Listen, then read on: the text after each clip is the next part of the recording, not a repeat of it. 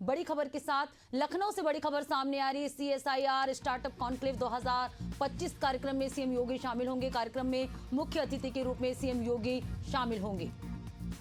तो कार्यक्रम में मुख्य अतिथि के रूप में सीएम योगी शामिल होंगे। बड़ी और अहम जानकारी आपको दे रहे हैं। CSIR स्टार्टअप कॉन्क्लेव 2025 कार्यक्रम में सीएम योगी आदित्यनाथ शामिल होंगे। कार्यक्रम में मुख्य अतिथि के रूप में सीएम योगी शामिल होंगे। लखनऊ से ये बड़ी खबर आपको बता रहे हैं। CSIR स्टार्टअप कॉन्क्लेव 2025 कार्यक्रम में जो है सीएम योगी आदित्यनाथ शामिल होंगे। कार्यक्रम में मुख्य अतिथि के रूप में सीएम योगी शामिल होंगे। मुख्य अतिथि के रूप में सीएम योगी शामिल होंगे। CSIR स्टार्टअप कॉन्क्लेव 2025 कार्यक्रम का आयोजन किया जा रहा है। सीएम योगी आदित्यनाथ इस कार्यक्रम में शामिल होंगे। कार्यक्रम में मुख्य अतिथि के रूप में सीएम योगी शामिल होंगे। तो CSIR कॉन्क्लेव 2025 कार्यक्रम में सीएम योगी शामिल होंगे।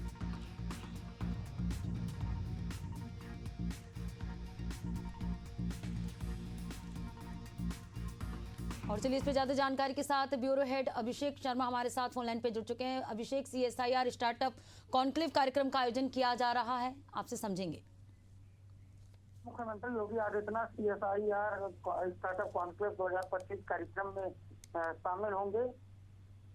CSIR NRBI KN call block Lucknow में ये कार्यक्रम आयोजित होगा, जहाँ शाम 4 बजे मुख्य अतिथि के रूप में मुख्यमंत्री योगी आदित्यनाथ शामिल होंगे। देखिए, स्टार्टअप कॉन्क्लेव में मुख्यमंत्री योगी आदित्यनाथ जो युवा है उनको बताएंगे कि किस तरह से उत्तर प्रदेश में स्टार्टअप को राज्य सरकार बढ़ावा दे रही है, किस तरह से युवा उद्यमी योजना अभियान के जरिए उद्योग लगाने के लिए, लघु उद्योग लगाने के लिए सरकार 5 लाख रुपए तक बिना ब्याज के ऋण उपलब्ध करा रही है। तो जो सरकार की उपलब्धियां हैं आज मुख्यमंत्री योगी आदित्यनाथ उसको बताएंगे। और सबसे महत्वपूर्ण बात यह है कि मुख्यमंत्री योगी आदित्यनाथ इस कॉन्क्लेव में मुख्य अतिथि के रूप में शामिल होंगे और युवाओं को भी संबोधित करेंगे। अभिषेक, कार्यक्रम की क्या खासियत रहेगी और क्या कुछ तैयारियां की गई? कार्यक्रम का क्या समय तय किया गया है?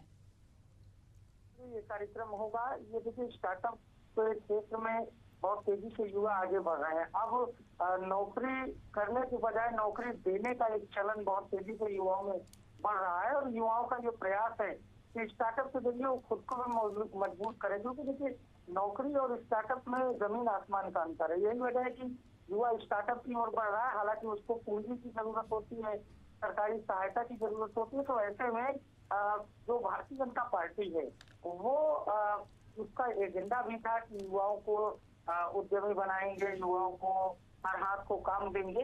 तो इसी क्रम में आज उत्तर प्रदेश के मुख्यमंत्री Yogi Adityanath CSIR startup conclave को संबोधित करेंगे और युवाओं को राज्य सरकार की योजनाओं के बारे में बताएंगे। बिल्कुल अभिषेक, तो युवाओं को एक मंच देने के लिए, युवाओं को जो है रोजगार देने के उद्देश्य से CSIR स्टार्टअप कॉन्क्लेव का आयोजन किया जा रहा है और सीएम योगी आदित्यनाथ इस कार्यक्रम में शिरकत करेंगे। बने रहेगा, आपसे आगे और भी जानकारी लेंगे।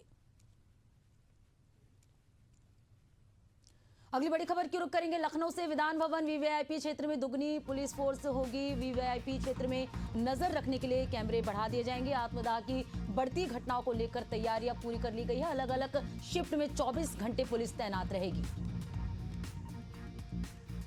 तो VVIP क्षेत्र में पुलिसिंग मजबूत किया जाएगा। अलग अलग शिफ्ट में 24 घंटे पुलिस की तैनाती रहेगी। विधान भवन VVIP क्षेत्र में पुलिस फोर्स को दुगनी किया जाएगा। सहयोगी अभिषेक हमारे साथ लगातार बने हुए हैं। अभिषेक, VVIP क्षेत्र में पुलिसिंग मजबूत होगी, आपसे जानेंगे। ये कुछ समय से चलन बन गया है कि विधानसभा के आसपास या लोक भवन NXT के आसपास, मुख्यमंत्री आवास के आसपास आत्मदाह करने के लिए लोग पहुंचते हैं। वो जब भी व्यवस्था से पीड़ित होते हैं, पुलिस प्रशासन से पीड़ित होते हैं या अपने निजी मामलों से पीड़ित होते हैं, तो आत्मदाह करने के लिए वो मुख्यमंत्री आवास के बाहर इस तरह की घटनाएं सामने आई हैं। विधान भवन के अलावा विधान सभा के आसपास की अगर बात की जाए, लोक भवन की बात की जाए, बापू भवन NXT की बात की जाए, ऐसी जगहों पर जो VVIP क्षेत्र है जहाँ प्रशासन से जुड़ी गतिविधियां होती है या मुख्यमंत्री आवास हो, इस तरह के क्षेत्रों की समस्या को और बढ़ाया जाएगा यहाँ पर आत्मदाह की बढ़ती घटनाओं को लेकर विशेष तैयारी की गई है। अलग अलग शिफ्ट में 24 घंटे यहाँ पर पुलिस के जवान तैनात होंगे और विधान भवन, वीवीआईपी क्षेत्र, राजभवन की बात हो या फिर लोक भवन, विधानसभा, बापू भवन की बात हो, एनेक्सी की बात हो, सचिवालय की बात हो, हर जगह पर वीवीआईपी क्षेत्रों में विशेष पुलिस कर्मियों को तैनात किया जाएगा। 24 घंटे की ड्यूटी होगी, कहा जा रहा है 12-12 घंटे की शिफ्ट होगी और इस तरह की घटनाओं को रोका जाए, इसके लिए पूरी तरीके से रणनीति बन रही है। अभिषेक, शिफ्ट के अनुसार कैसे जो है पुलिसिंग व्यवस्था होगी, क्या बदलाव किए जाएंगे? देखिए, बदलाव की अगर बात की जाए तो पहले जहाँ 2-4-10 के संख्या में तैनात रहते थे पुलिसकर्मी, अब हर कॉर्नर पर, विधानसभा के आसपास, मुख्य भवन के गेट के बाहर, पीछे वाले जितने दरवाजे हैं, अलग अलग दरवाजों के बाहर भी यहाँ पर पुलिसकर्मी तैनात होंगे। और ये जो 24 घंटे सुरक्षा वाली प्रक्रिया है, इसके तहत रात में भी इन क्षेत्रों की सुरक्षा की जाएगी। भोर में इस तरह की घटनाएं ना हो, इसका भी ख्याल रखा जाएगा। तो पुलिसिंग को दुरुस्त करने के लिए 2 शिफ्ट में पुलिसकर्मियों को बिल्कुल अभिषेक, पुलिसिंग व्यवस्था को दुरुस्त करने के लिए इस तरह के जो है फैसले लिए गए हैं। आत्मदाह की बढ़ती घटनाओं को लेकर तैयारी जो की जा रही है। बने रहेगा आपसे आगे और भी जानकारी लेंगे। अगली बड़ी खबर की रुख करेंगे। संघ बीजेपी संगठन की बैठक का दूसरा दिन है आज। पंचायत और विधानसभा चुनाव पर चर्चा होगी। एमएलसी की 11 सीटों पर चुनाव को लेकर मंथन होगा। 3 दिवसीय बैठक का दूसरा दिन, कई मुद्दों पर चर्चा होगी। संघ के 32 अनुसांगिक संगठनों के पदाधिकारी भी मौजूद रहेंगे। संघ कार्यालय निराला नगर में बड़ी बैठक होगी। तो बीजेपी के संगठन बैठक का दूसरा दिन है आज। सहयोगी अभिषेक हमारे साथ लगातार बने हुए हैं अधिक जानकारी के साथ। अभिषेक, संघ बीजेपी संगठन की बैठक का आज दूसरा दिन है। आज किन विषयों को लेकर चर्चा होगी, कितना अहम है आज का बैठक?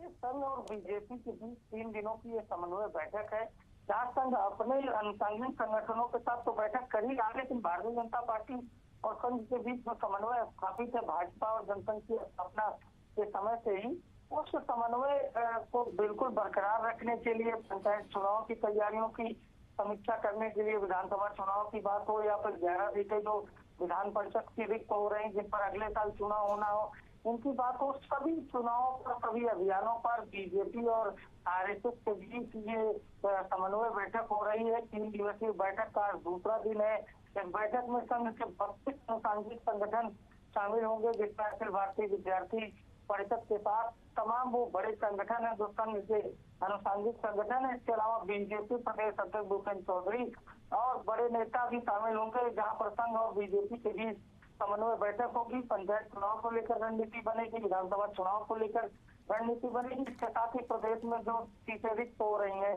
विधान परिषद की 11 सीटें जिस पर अगले वर्ष चुनाव होने हैं, जनवरी के महीने तक ये चुनाव प्रस्तावित है, इनको लेकर भी रणनीति तैयार की जाएगी। देखिए, बीजेपी जब ग्राउंड पर कमजोर पड़ती है या फिर बीजेपी को एक्स्ट्रा बूस्टर डोज की जरूरत होती है, तब संघ बीजेपी के साथ खड़ा नजर आता है। यहाँ का विधानसभा चुनाव एक बड़ा उदाहरण है, जहाँ लड़ाई में पिछड़ रही बीजेपी के जो नाराज मतदाता थे, उनको मनाने का काम संघ के स्वयंसेवकों ने किया था।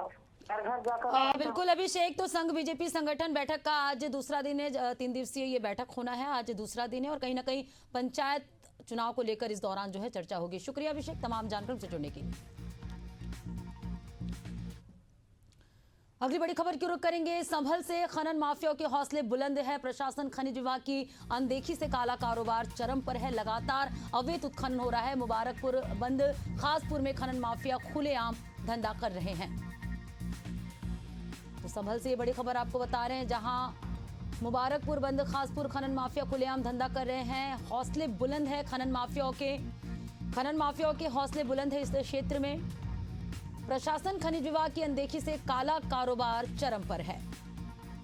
तो लगातार अवैध उत्खनन हो रहा है इस क्षेत्र में। मुबारकपुर बंद खासपुर में खनन माफिया खुलेआम धंधा कर रहे हैं। तो संभल से ये तस्वीरें आई है, जहां पर खनन माफियाओं के हौसले बुलंद है।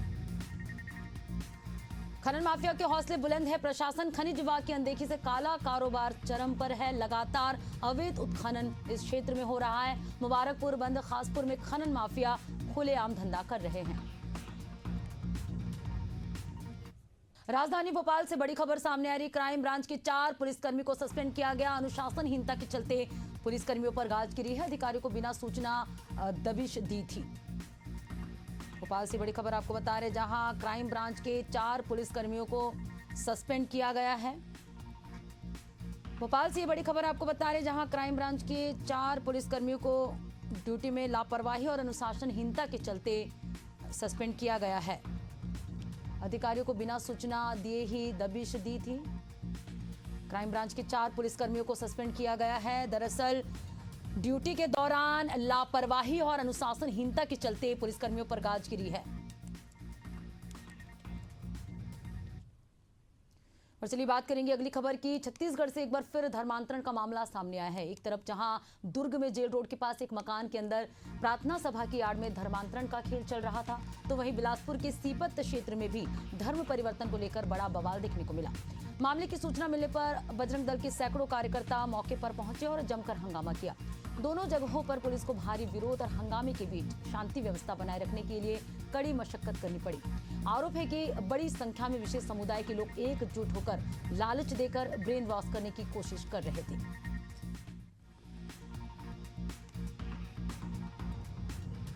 तो ये तस्वीरें सामने आई है। प्रार्थना सभा की आड़ में धर्मांतरण का खेल चल रहा था। जेल रोड के पास मकान में धर्मांतरण का खेल चल रहा था। ये तस्वीरें, एक तस्वीर में आप देख सकते हैं, सीपत क्षेत्र में कराया जा रहा था धर्म परिवर्तन।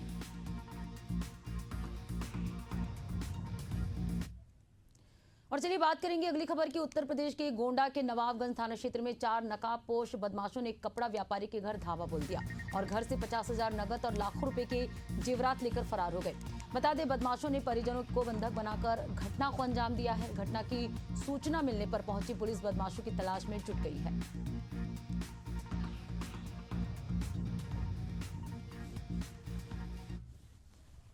बंद कर लिया, उसके बाद में बांध दिया और बांधने के बाद हमारे सर में 2-3 घूंसा मारा।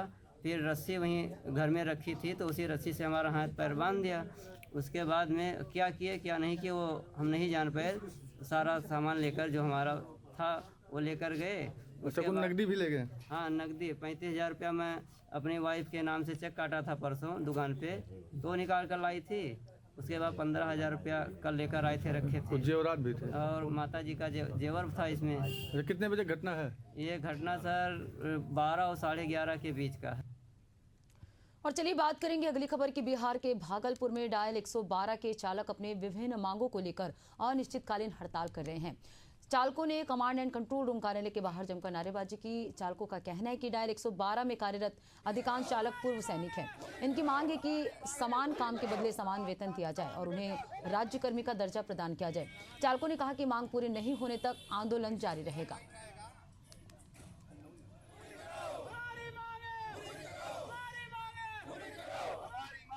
सैनिक है जिसको कि आप लोग इग्नोर नहीं कर, जो हमारी सरकार इग्नोर कर रही है, ये दुर्भाग्य की बात है। इनकी मांग इनको देना चाहिए। इनकी मांग है कि ये जो 112 में सेवा करते हैं, इनके साथ जितने भी जो सैन्य जवान हैं, जितने उनको सैलरी मिलती है, समान वेतन, समान कार्य का समान वेतन मिलना चाहिए और राज्य कर्मी का दर्जा मिलना चाहिए। तहे दिल से जो हम लोगों का बात सुन करके सरकार तक पहुंचाने का काम किया है। मेरी कुछ मांग है सरकार से, जो कि अभी तक हम लोग 2 तारीख से ही धरना प्रदर्शन गर्दनी बाग में डाले हुए हैं। सरकार का कोई आदमी अभी तक हमारे पास नहीं पहुंचा है। हम चाहते हैं कि जो है आपके थ्रू, मीडिया भाई के थ्रू सरकार तक जो है इस बातों को रखा जाए। हमारा मांग है राज्यकर्मी का दर्जा, समान काम समान वेतन, इंश्योरेंस का लाभ होना चाहिए। जो हमारे 15 भाई शहीद हो गए डायल 112 में, उसके परिवार को जो है मुआवजा मिलना चाहिए। उत्तर प्रदेश के सोनभद्र में खनिज चेकिंग बैरियर पर पुलिस और खनिज विभाग की संयुक्त कार्रवाई के दौरान बड़ा हंगामा हो गया। वाहनों को रोकने की कोशिश में पुलिसकर्मी पत्थर मारते नजर आए, जिसका वीडियो सोशल मीडिया पर वायरल हो रहा है। मामले में वीडियो सामने आने के बाद कोतवाल को लाइन हाजिर कर दिया गया। वहीं अन्य पुलिसकर्मियों को निलंबित कर विभागीय जांच शुरू कर दी गई।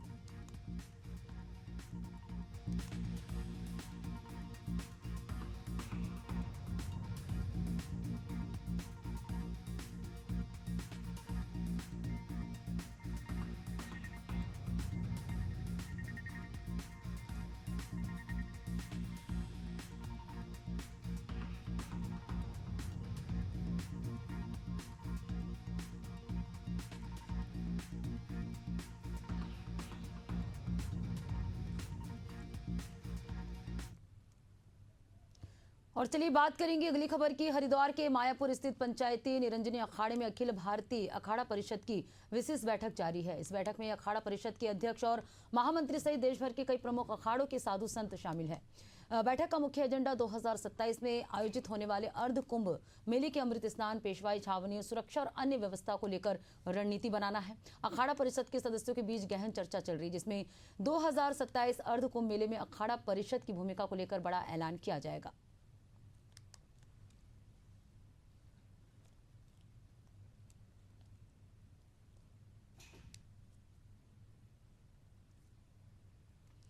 उत्तराखंड में भारी बारिश और आपदा ने हर तरफ भारी तबाही मचाई है। बाढ़ से निगम के कई गेस्ट हाउस में भारी नुकसान हुआ है, जिसके चलते उन्हें अस्थायी रूप से बंद करना पड़ा।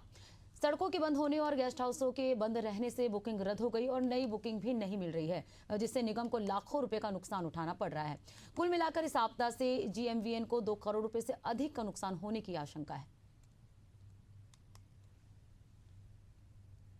तो गढ़वाल मंडल विकास निगम में चूंकि उत्तरकाशी में जो आपदा आई उसके कारण हमारे वहाँ के सैना चट्टी और हरसिल के गेस्ट हाउस बंद भी हो गए हैं और उनके भवन को भी नुकसान पहुँचा है।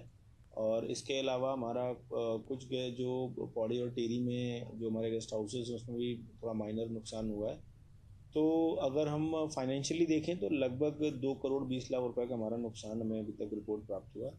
और चूँकि रोड क्लोजर है और आपदा के कारण हमारे गेस्ट हाउस बंद हो गए हैं, तो इस सभी कारण हमारा फाइनेंशियल नुकसान भी हो रहा है, क्योंकि गेस्ट हाउस बंद हो रहे तो बुकिंग्स भी कैंसिल हो रही है, बुकिंग नहीं हो पा रही। तो उसका हम लोगों ने एक रफ एस्टिमेट किया है जो कि करीब 50 लाख रुपए का वो नुकसान। अयोध्या में कांग्रेस पार्टी के किसान प्रकोष्ठ की बैठक हुई। इस बैठक में पदाधिकारियों ने किसानों की समस्या और उनके समाधान पर विचार विमर्श किया। वहीं अखिल भारतीय किसान कांग्रेस कमेटी के जिला अध्यक्ष राजकुमार पांडे के नेतृत्व में पदाधिकारियों ने 51 किलो का माला पहनाकर भव्य स्वागत किया। इस अवसर पर जिला अध्यक्ष, महानगर अध्यक्ष, प्रदेश उपाध्यक्ष, पूर्व जिला अध्यक्ष सहित बड़ी संख्या में कार्यकर्ता मौजूद रहे।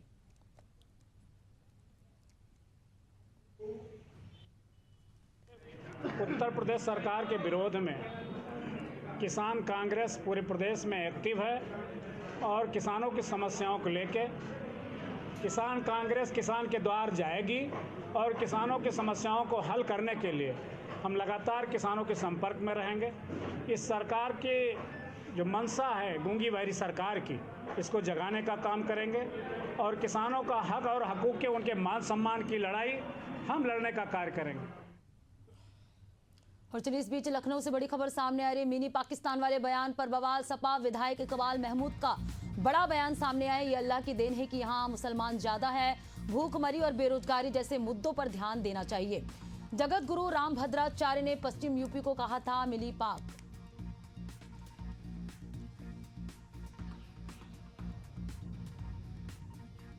अल्लाह के सब कहेंगे हम शिकायत करें वो तो तुमने मुसलमानों को मदारा क्यों पैदा कर दिया। मुसलमान अगर पैदा अगर इससे ज़्यादा हो गया तो ये तो अल्लाह की देन है। अच्छा, वहीं उन्होंने फजूल बातें हैं जो चल रही हैं। हिंदुस्तान की जनता की ये जो है तो तकलीफ़ें हैं, बच्चों की पढ़ाई है, भुखमरी है, बेरोजगारी है, इन सब के ऊपर ध्यान न देकर इसको भटकाकर दूसरी तरफ को ध्यान दिलाएं। इस चीज़ का एहसास जो वोटर है बीजेपी के उनको होगा 10 साल के बाद में, जब उनके बच्चे रोएंगे कि तुमने क्या किया।